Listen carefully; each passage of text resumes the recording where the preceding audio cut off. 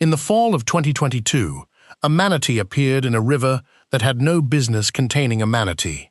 It was in North Carolina, not on the coast, not in the lower reaches of some broad tidal estuary where warm water and protected coves might provide a plausible explanation for its presence. It was in the Tar River, more than 30 miles inland from Pamlico Sound, moving through a waterway that wildlife officials had never documented. If what you just heard makes you want to keep going, stay here. This is exactly the kind of content we make, and there is a lot more of it. Subscribe now so you do not miss what comes next. The living manatee traveling before. The river at that point is narrow, freshwater, cool in autumn, and surrounded by the kind of agricultural and small-town North Carolina landscape that exists in the absolute periphery of anyone's conception of manatee habitat. The animal was alive. It was also in serious trouble. What followed was a rescue operation that had never been attempted before in North Carolina, executed by a coordination of agencies and volunteers who were improvising in real time, using equipment that had to be sourced from other states, guided by expertise borrowed from institutions that had spent decades developing protocols for exactly this kind of situation, in places where this kind of situation was expected to happen. It ended successfully. The manatee was recovered alive, transported, rehabilitated, and released. It was the first successful manatee rescue in the recorded history of the state of North Carolina. That sentence deserves to sit for a moment before the explanation begins. The first successful rescue in state records. Not the first rescue attempt, not the first documented manatee in North Carolina waters. The first time the state had managed to find one of these animals in distress, mobilize the resources to help it, and get it out alive. That fact tells you several things simultaneously, and none of them are simple, and all of them connect to a much larger story about what is happening to manatees in the eastern United States right now, why they keep appearing in places they are not supposed to be, and what those appearances reveal about a species that has survived on this planet for roughly 50 million years and is currently navigating a crisis that has no clear precedent in its long evolutionary history. If you want to understand what that manatee was doing in the Tar River, you need to understand what manatees are, how they move, what they need, and what has been happening to their population over the past several decades in ways that are reshaping where they go and what risks they encounter when they get there. This is a story about one animal in one river in one state. It is also a story about the collision between a recovering species, a changing climate, a fragmented habitat, and a set of human systems that were built for a world that no longer fully exists. If you find yourself genuinely interested in stories like this one, the ones where the science and the ecology and the specific details of a single animal's experience come together into something that tells you something true about the world, subscribe before you go any further. There is more where this comes from, and you will not want to miss it. The West Indian manatee, which is the species whose range includes the coastal waters of the eastern United States, is an animal whose biology has shaped both its vulnerability and its extraordinary longevity as a species. It belongs to the order Sirenia, an ancient mammalian lineage whose evolutionary history stretches back to terrestrial ancestors that returned to the water more than 50 million years ago. The modern manatee's closest living relatives are elephants and hyraxes, a fact that seems improbable when you are looking at a large, gray, gently rotating aquatic mammal approximately the size and shape of a well-upholstered couch cushion. But that makes complete sense when you examine the skeletal architecture, the skin texture, the arrangement of the molar teeth, and the slow, deliberate, deeply patient quality of the animal's temperament. Manatees are essentially aquatic elephants in the ways that matter biologically, and the comparison is more instructive than it is merely fanciful. Like elephants, manatees are large herbivores with slow reproductive rates. A female manatee typically produces one calf every 2 to 5 years. The calf stays with its mother for 1 to 2 years, learning migration routes, warm water refuge sites, and feeding areas through a process that is fundamentally experiential and social. Manatees do not have herding behavior in the traditional sense, but they are not fully solitary either. They aggregate at warm water sites, particularly in winter, and the aggregations produce a kind of social transmission of information about the landscape that shapes individual movement patterns over a lifetime. A manatee that has been traveling to a specific warm water outflow from a power plant every winter for 20 years has built that site into its cognitive map of the world in a way that is not easily altered. When that site disappears, which is increasingly common as power plants are decommissioned, the animal's response to the loss of a navigational and thermoregulatory anchor point reveals something important about both the flexibility and the limits of manatee behavioral adaptation.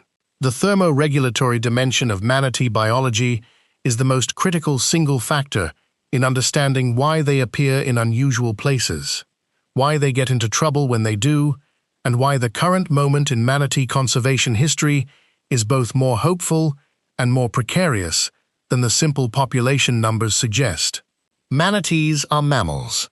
They maintain body temperature internally, but they are mammals with an unusually low metabolic rate and unusually thin body insulation relative to their size, which means they are exceptionally sensitive to water temperature in a way that most marine mammals are not. Cold stress syndrome, which is what wildlife managers call the condition that results when a manatee is exposed to water temperatures below approximately 68 degrees Fahrenheit for extended periods, is one of the leading causes of manatee mortality in the United States. It produces a cascade of physiological failures, immune suppression, pneumonia, skin lesions, decreased circulation to the extremities, and ultimately, death if the animal cannot access warmer water in time. The historical solution to this problem, the solution that manatees evolved and refined over the millennia they have occupied the coastal waters of the southeastern United States, was migration to Florida. Florida's system of natural warm water springs, principally located in the northern and central parts of the state, produces water at a constant 58 to 72 degrees year-round from the Floridan aquifer, and these springs served as the ancestral thermal refuges that allowed manatees to survive winter conditions that would otherwise be lethal across a range that extends north into the Carolinas during the warmer months. The springs are still there: Crystal River, Blue Spring State Park, Homosassa Springs. These are among the most important ecological sites in the eastern United States, not because they are unusually diverse or large, but because they serve as thermal anchors for the entire eastern manatee population during the months when the alternative to reaching one of them is death. The problem is that the spring system is not large enough anymore. It was not designed, by nature or by anyone else, to accommodate the number of manatees that are now alive and attempting to use it simultaneously. The Florida manatee population has grown significantly since the species was listed under the Endangered Species Act in 1973. The listing produced a set of protections: boat speed restrictions, habitat protection, reduced harassment from human activities, that allowed a population that had been under severe anthropogenic pressure for decades to begin recovering. The recovery was real and sustained. Population estimates that put the Florida manatee count at around 1,200 animals in the early 1990s have grown to estimates of more than 7,000 animals in more recent surveys. That is a genuine conservation success. It is also, paradoxically, a conservation challenge, because a population of 7,000 manatees requires thermal refuge capacity that the natural spring system cannot fully provide, particularly during cold winters that push large numbers of animals south simultaneously. The gap between thermal refuge supply and thermal refuge demand has been filled over the past several decades by an entirely unintentional infrastructure: the warm water outflows from coastal power plants. Industrial facilities that use seawater for cooling purposes discharge that water at elevated temperatures, and manatees discovered, with the adaptability that characterizes the species, that these outflows provided reliable warm water in locations distributed along the Atlantic and Gulf coasts in ways that extended their effective range.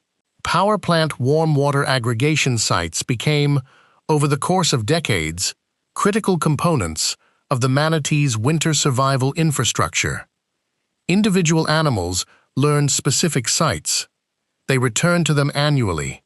They passed the knowledge of the sites to their calves. The sites became part of the species' cognitive map of the coast, in the way that natural springs had been for the ancestral population. Then the power plants began to close. Not all at once, not in a coordinated policy decision, but in a rolling series of economic and regulatory decisions across multiple decades that has been steadily dismantling a thermal refuge system that the manatee population had come to depend on without anyone having planned for it to serve that function. A facility that had been providing warm water to hundreds of manatees for 30 years closes, and the animals that had been using it for winter refuge suddenly have to find an alternative.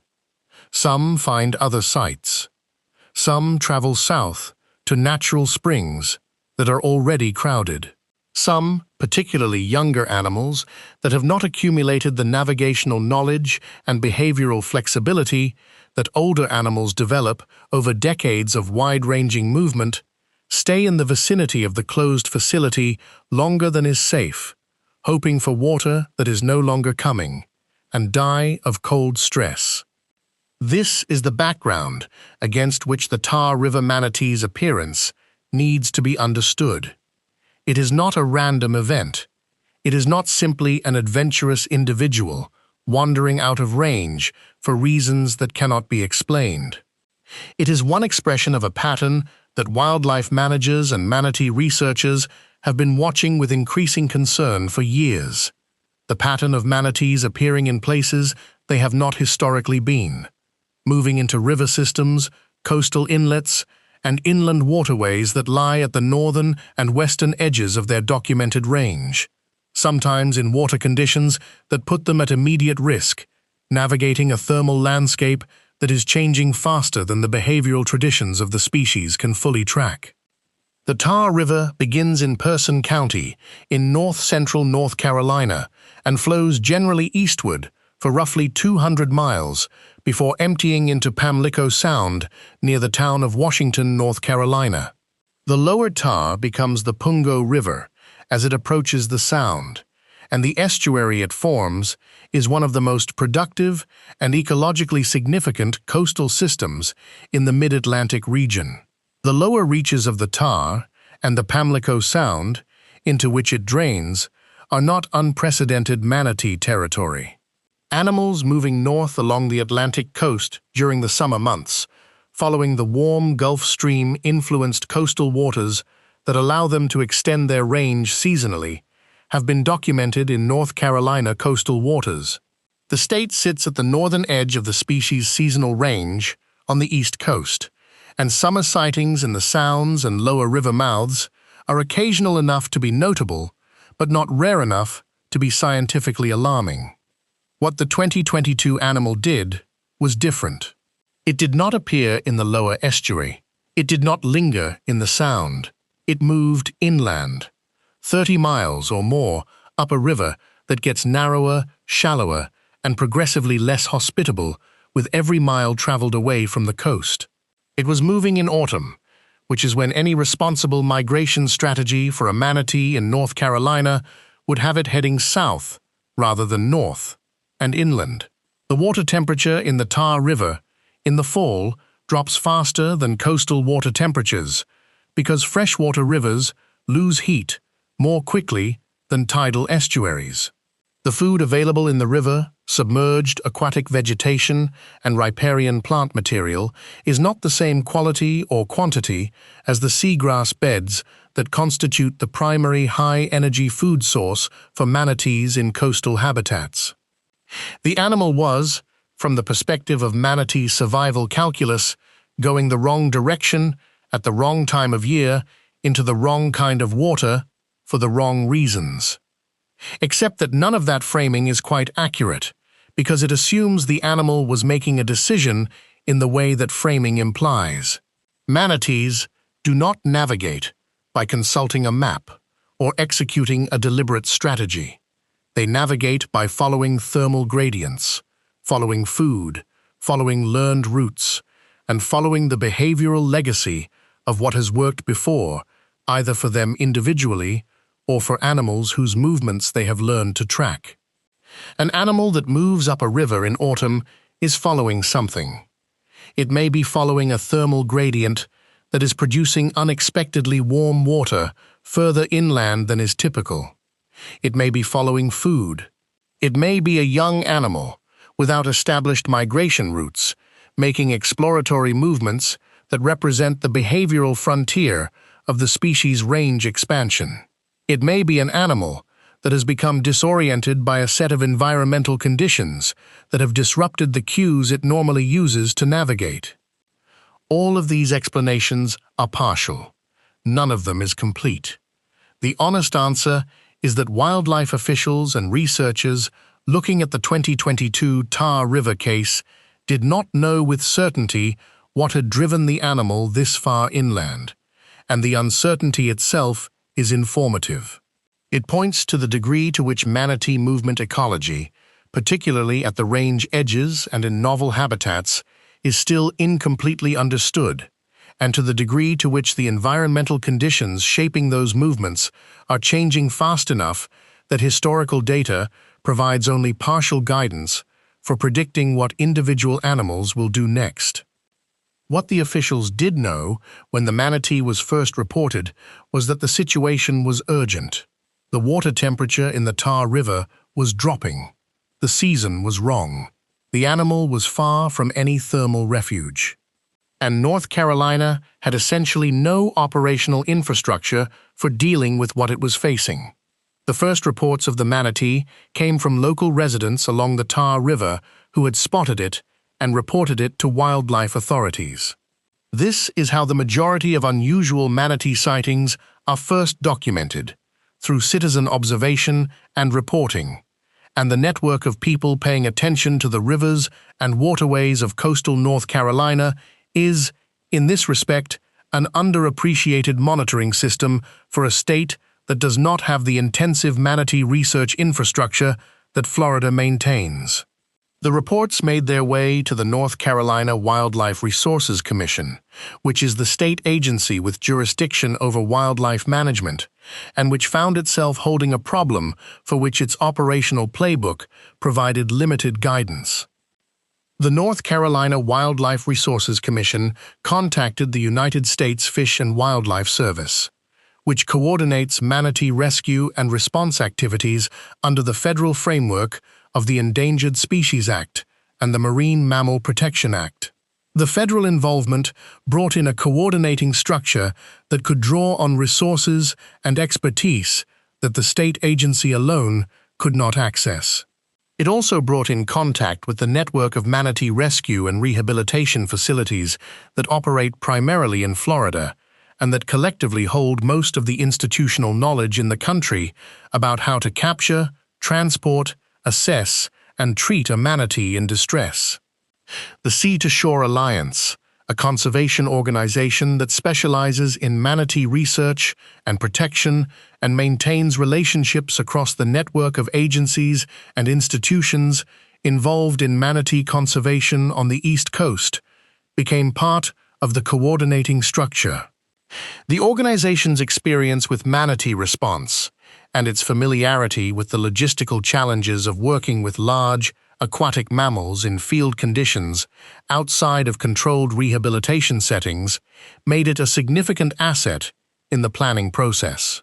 The Marine Mammal Rescue Organization and specialists from SeaWorld, which operates one of the most active manatee rehabilitation programs in the country, were also part of the broader expertise network that was drawn upon as the response took shape. The logistical challenge was substantial. Manatees are large animals. An adult manatee typically weighs between 800 and 1,200 pounds, though individuals have been documented at weights significantly higher. Moving an animal of that size from a narrow inland river to a transport vehicle and from a transport vehicle to a rehabilitation facility requires specialized equipment. It requires a sling designed to support the animal's weight without causing injury to its internal organs, which are compressed by their own weight when the animal is out of water, in a way that creates time pressure on any land-based handling. It requires a transport container that can maintain the animal in water during the journey. It requires vehicles capable of carrying that container. It requires people who know how to manage a large, stressed wild animal during the capture and transport process in a way that minimizes the physiological burden on an animal that is already in a compromised state. None of this equipment was in North Carolina. None of the specific operational experience required to use it effectively was concentrated in North Carolina either. What the response team assembled over the days following the initial report of the Manatee was a remarkable improvisation of cross-institutional coordination, with specialized equipment moved from Florida, expertise deployed from organizations that had developed it over decades of work in Florida's spring systems and coastal waterways, and local agency and volunteer support providing the site knowledge and physical manpower that no outside institution could have provided on short notice in an unfamiliar landscape. The team that assembled on the banks of the Tar River in the fall of 2022 to attempt the rescue represented one of those moments in wildlife conservation work that are simultaneously entirely practical and quietly extraordinary. The practicality is what makes them work. The people involved are focused on the specific procedural details of what needs to happen next, not on the historical significance of the moment. Where is the animal right now? What is the water temperature at that location? What is the access to the bank? Where is the transport vehicle staged? Who has the sling? What is the plan if the animal moves between now and when we get into position? The capture of a manatee in a river setting presents specific challenges that differ from captures in more open water or in the controlled environments of spring systems where animals aggregate in large numbers and where capture teams have extensive operational experience. In open or aggregation settings, there are typically multiple animals visible and a degree of maneuverability in approaching a target. In a river setting, the animal's movements are constrained by the channel, but its behavior is less predictable, and the banks, vegetation, and varying depth of the channel create complications for the positioning and execution of a net capture. The technique used for manatee captures in field settings involves the use of a seine net, a long curtain of netting that is deployed to encircle the animal and gently bring it to the surface and toward the bank, where the team can get the sling under it. The process requires coordination between multiple team members in the water and on the bank, clear communication, and a measured pace that avoids startling the animal into behaviors that could complicate the capture or cause it to injure itself. Manatees are not aggressive animals. They do not bite, they do not charge, they do not have the defensive behavioral repertoire that makes some large wild animal captures genuinely dangerous to the human team. But they are powerful in the water, and a panicked or confused manatee can create complications through sheer momentum and mass. The team's experience and training in managing the animal's stress response during capture is what separates a successful recovery from a failed attempt that leaves the animal more depleted and more difficult to capture on a subsequent try. The Tar River capture, by the accounts of those involved, went as well as a field rescue of this kind can go. The team located the animal, executed the net deployment, guided the manatee to the bank, and got the sling positioned without major complications. Getting the sling under a 1,200-pound aquatic mammal in a narrow river with a muddy bottom and variable depth is not a procedure that comes with a comfortable margin of error, and the relative smoothness of the execution reflected both the experience the team brought to the task and the degree to which the coordination among the partner agencies had been effective in the preparation phase. Once out of the water and supported by the sling, the animal required immediate assessment. The field veterinary evaluation of a manatee in a rescue context is a triage process focused on the indicators of physiological status that will determine the transport and immediate care priorities: body temperature, respiratory rate, visible injuries or lesions, signs of cold stress, which include skin changes, lethargy, and the kind of decreased responsiveness that indicates systemic compromise, signs of boat strike injuries, which are among the most common serious physical traumas in manatees, and which can include internal hemorrhaging that is not externally visible. The assessment at the river indicated an animal that was alive, was not in acute respiratory distress, but was clearly in a compromised thermal state that required immediate warming and continued veterinary monitoring. The transport from the capture site to the vehicle staged for transfer required moving the sling and its contents over terrain that was not designed for the purpose, which is the consistent reality of wildlife rescue work outside of controlled settings. The Tar River's banks in that location are not accessible by a direct drive to the water vehicle route. The gap between where the animal could be brought out of the water and where the transport vehicle could be positioned had to be bridged by the combined effort of the team members present, moving the sling in a coordinated carry across ground that required attention to both the stability of the carry and the angle of the animal in the sling, because the distribution of weight in the sling matters for the manatee's physiological comfort during out-of-water handling. Into the transport container. Water at appropriate temperature added. The animal monitored continuously for the duration of the drive. The destination was a rehabilitation facility equipped to handle a manatee, which, given the absence of such a facility in North Carolina, meant a journey of significant length to reach an institution in another state with the infrastructure for warm water holding tanks, veterinary care, and the feeding regimen required to support a manatee's recovery from cold stress and the physical burden of capture and transport. The route and the receiving facility details are part of the operational record held by the agencies involved. What is documented publicly is that the animal arrived, that it was assessed upon arrival at the receiving facility, that it was placed in warm water holding conditions and began the process of physiological recovery, and that the recovery proceeded successfully.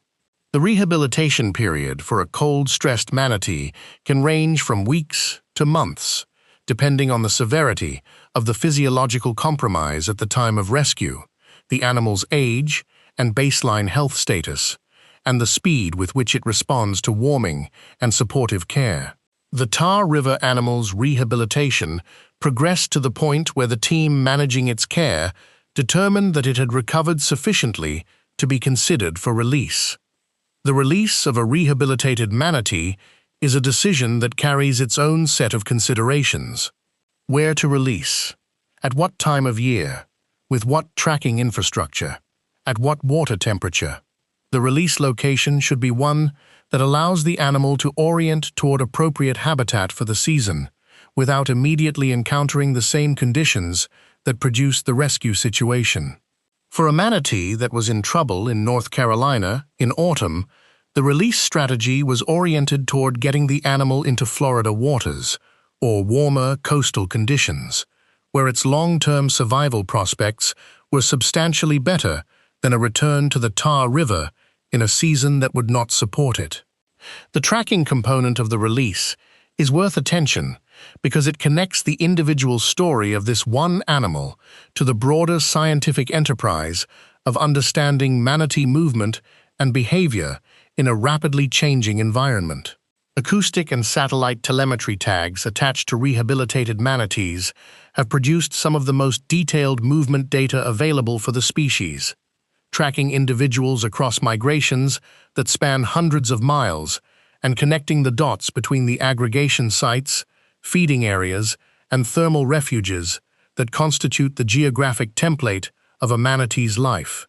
The data from tagged rehabilitated animals has repeatedly produced surprises, documenting movements into novel areas, connections between distant populations, and behavioral responses to environmental change that would not have been visible from observation alone. The decision to tag the Tar River animal before release was consistent with standard practice for significant rescue cases and reflected the ongoing scientific interest in understanding what this particular individual would do after recovery. Where would it go? Would it return north during the following summer? Would it attempt to access the Tar River again? Would it integrate into an aggregation at a Florida spring or power plant site? The answers to those questions, whatever they turned out to be, would add to a body of knowledge about the behavioral ecology of range-edge manatees that is both scientifically valuable and practically important for anticipating where future unusual location sightings and rescues might occur. The successful conclusion of the Tar River rescue had immediate significance in two directions simultaneously.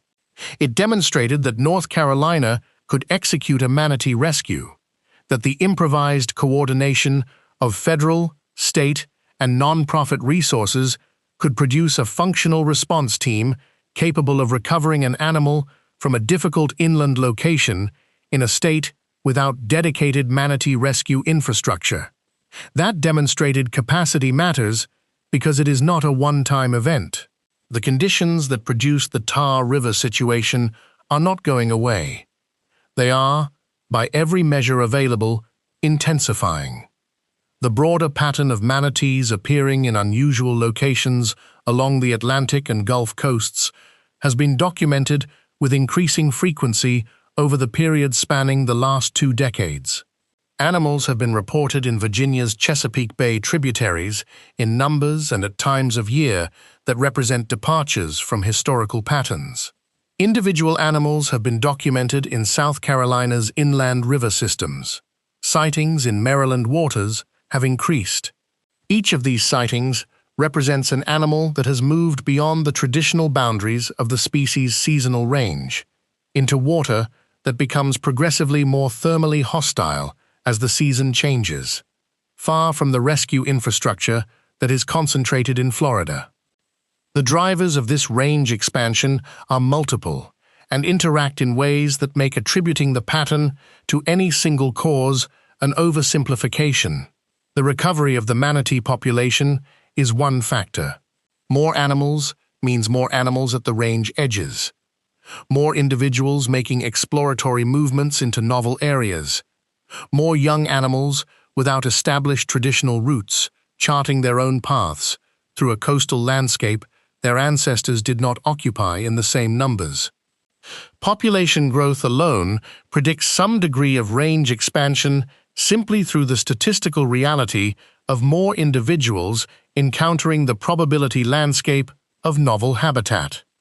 Climate change is another factor, and its role in the range expansion pattern is among the most actively discussed in current manatee research. Water temperatures along the Atlantic coast have been warming measurably over the period during which the range expansion has been documented. A warmer coastal environment extends the window of thermal suitability for manatees in northern waters, allowing animals to remain at higher latitudes later into the fall before cold stress risk becomes acute.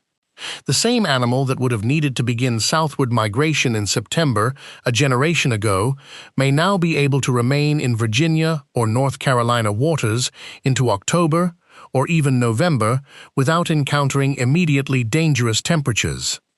The extension of the thermal window creates both opportunity and hazard. Opportunity, because the northern waters offer food resources and low predation pressure. Hazard, because the same warming trend does not eliminate the risk of cold snaps and abrupt temperature drops that can strand animals far from refuge before they have time to respond.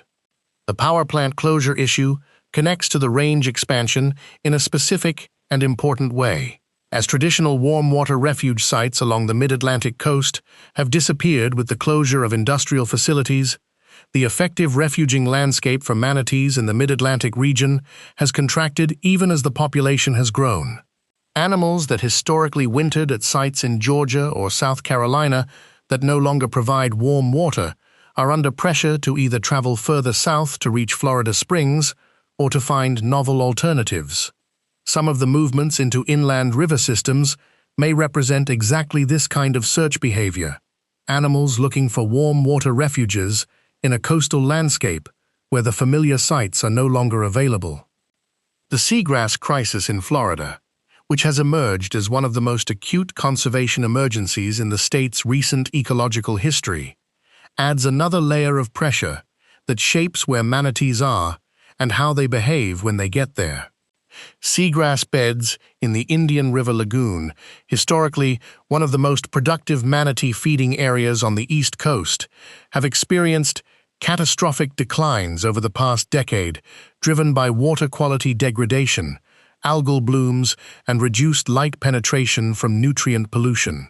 The die-off has been substantial enough to produce a documented starvation crisis in the manatee population, with mortality events in 2021 and 2022 that killed several hundred animals, a significant toll on a population of several thousand.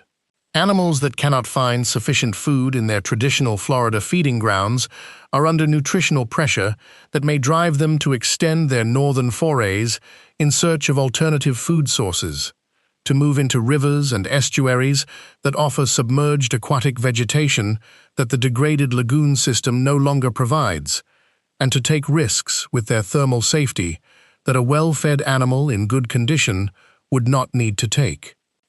The intersection of population recovery, thermal habitat change, refuge loss, and food source degradation creates a risk landscape for manatees that is more complex and more dynamic than the simple story of a recovering species would suggest.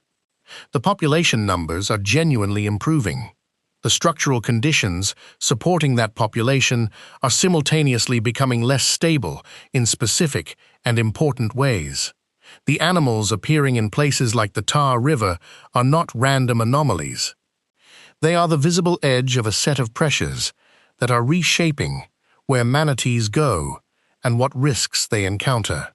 The capacity to respond to those risks, the rescue and rehabilitation infrastructure, the detection network, the coordination protocols, is distributed very unevenly across the range. Florida has been building manatee rescue infrastructure for decades. The state has dedicated facilities, trained personnel, established protocols, and a network of citizen observers who know what a manatee in trouble looks like and how to report it. The result is a rescue system that, while imperfect and perpetually under-resourced relative to the scale of the challenge, is functional and has accumulated operational experience that allows it to respond to acute situations with reasonable efficiency. North Carolina, in 2022, had none of that. The Tar River rescue succeeded because of external resources deployed from other states and institutions, because a coordination structure was assembled quickly enough to act before the animal's condition deteriorated past the point of recovery, and because the people involved were competent and experienced and worked effectively across institutional lines under time pressure. All of those factors are real and deserve credit. But they also represent a set of contingencies that cannot be relied upon indefinitely as the frequency of unusual location manatee events increases. Building a rescue capacity in a state that has historically been at the northern periphery of the manatee's range is not simply a matter of purchasing equipment and writing protocols. It requires trained personnel who can maintain their skills between events that may occur infrequently. It requires relationships with rehabilitation facilities capable of accepting animals. It requires a detection network that can identify animals in distress before their condition becomes irreversible. It requires public education that produces the citizen reporting on which initial detection, in most cases, depends. All of these elements take time and resources to develop, and the time pressure for developing them is being imposed by ecological and demographic dynamics that are not waiting for the institutional infrastructure to catch up. The citizen observation dimension of this is worth specific attention because it is both the most democratic and the most consequential component of the detection system. The Tar River manatee was found because people along the river noticed something that did not belong and reported it. In a state without a dedicated manatee monitoring program, the eyes of local residents, anglers, kayakers, and anyone else spending time on and around the water are a frontline detection system for a species that increasingly needs one. The effectiveness of that system depends on people knowing what they are looking at, knowing that a manatee in a North Carolina river is not supposed to be there and is likely in trouble, and knowing how to report what they see to someone who can do something about it. Wildlife agencies in North Carolina have been working to improve their public communication about manatees in state waters precisely because the Tar River case demonstrated both the system's capacity when activated and its dependence on citizens providing the initial alert. The FWC Manatee Rescue Hotline, which operates at the federal level and provides a centralized reporting mechanism, is the primary contact point for unusual sightings and distressed animal reports in the southeastern United States. But awareness of its existence in states like North Carolina is not the same as it is in Florida, where decades of public education have embedded it in the local knowledge base. The rehabilitation side of this picture connects to a broader network of institutions that collectively hold the knowledge base for manatee veterinary care, and that has been building and refining its protocols over the decades of intensive rescue work in Florida. The organizations with the deepest operational experience, SeaWorld's Rescue and Rehabilitation Program, the Lowry Park Zoo's Manatee Program, which has received animals from rescue operations across the Southeast, the various Florida state and federal facilities involved in manatee care have between them developed treatment protocols for cold stress syndrome, boat strike trauma, and the various other acute conditions that manatees present in rescue situations. That institutional knowledge does not transfer automatically or instantaneously to a new facility or a new team. It requires time, training, mentorship relationships between experienced and newer personnel, and the repeated practical experience of working with animals through their recovery. The financial dimension of manatee rescue and rehabilitation is rarely discussed in public accounts of individual rescue events, which tend to focus appropriately on the drama of the rescue itself and the successful outcome. But the economics of maintaining a rescue and rehabilitation infrastructure for a large aquatic mammal are substantial and represent a persistent constraint on the capacity that can be built and sustained. A warm water holding tank capable of housing an adult manatee is a significant capital investment. The energy costs of maintaining appropriate water temperature year-round are ongoing and substantial.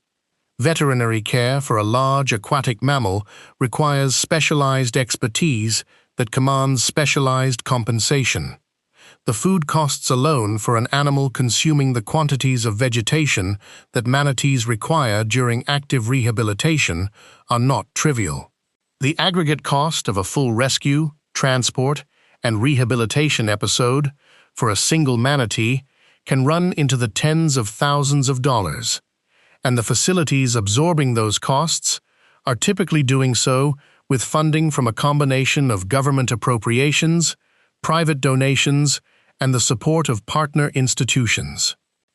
The federal government's role in funding manatee rescue and rehabilitation through the mechanisms of the Endangered Species Act has been significant and largely invisible to the public, which tends to perceive federal wildlife spending as a category subject to budget pressure rather than as the operational infrastructure on which the survival of specific populations of endangered animals depends in the short term. Reductions in federal funding for manatee recovery programs, which have occurred during periods of budget constraint and shifting agency priorities, translate directly into reduced capacity in the rescue and rehabilitation network. The connection between a line item in a federal budget and the survival of a specific animal in a North Carolina river is not one that political communication typically illuminates. State wildlife agencies along the Atlantic coast have been variably engaged with the growing reality of manatees in their waters. Florida is, as already noted, the center of gravity for the species and for the institutional infrastructure supporting it. Georgia, South Carolina, and North Carolina all receive seasonal manatee visitors and have varying levels of formal engagement with the management and protection issues those visitors create. The North Carolina Wildlife Resources Commission has been developing its manatee response capacity in the aftermath of the Tar River rescue, recognizing that the event revealed both a gap in the state's wildlife emergency response capabilities and a gap that is likely to be tested again. The population of North Carolinians who live and work near the state's rivers, sounds, and coastal waterways is one of the most important assets in building the awareness and detection network that effective manatee protection in the state requires. The watermen, the recreational boaters, the kayakers, the anglers who know these waterways with the intimate familiarity that comes from years of regular use, collectively constitute a monitoring network whose coverage no government agency could replicate with dedicated staff. Their effectiveness as a monitoring network depends on engagement, on information sharing, on the kind of relationship between wildlife agencies and water-using communities that takes years to build and that serves multiple wildlife management purposes beyond manatee detection. Boat speed regulations, which are among the most effective and most controversial tools in manatee protection in Florida, are a management option that has limited current application in North Carolina because the frequency of manatee occurrence in state waters has not historically justified the imposition of speed restrictions on recreational boating. That calculus is subject to revision as the frequency of manatee occurrence increases. Boat strikes are the leading cause of serious injury and death in the Florida manatee population, producing the distinctive propeller scar patterns that researchers use to identify individual animals in photo identification studies, and that serve as visible evidence of the chronic pressure that recreational and commercial boating exerts on a species that spends much of its time at or near the surface in waters heavily used by humans. A manatee that has navigated successfully to the Tar River and been rescued there can still be killed by a boat on its way back to warmer waters.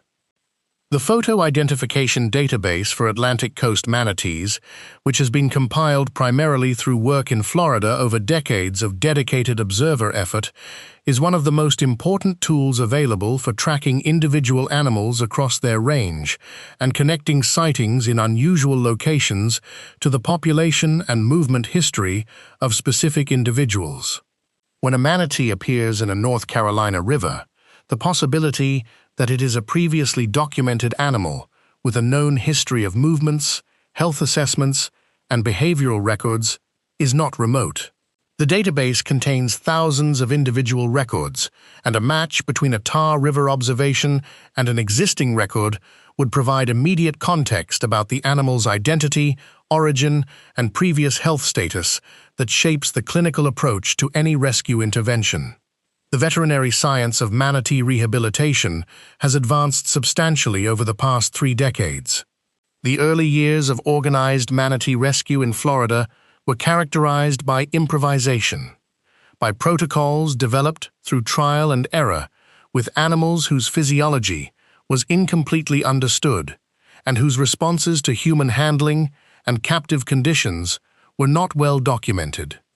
The current state of the art reflects the accumulated experience of hundreds of rescue cases, the development of diagnostic tools appropriate to large aquatic mammals, the refinement of treatment protocols for the specific conditions that manatees present, and the building of a collaborative network among veterinarians, researchers, and rehabilitation specialists whose combined knowledge constitutes an extraordinary institutional asset. Cold stress syndrome treatment has been among the most practically important areas of protocol development, given its role as a leading cause of rescue cases. The understanding of the physiological cascade that cold water exposure triggers in manatees and the interventions that most effectively reverse it has improved dramatically. Warming the animal too quickly is as dangerous as failing to warm it, because rapid temperature change produces its own set of physiological disruptions.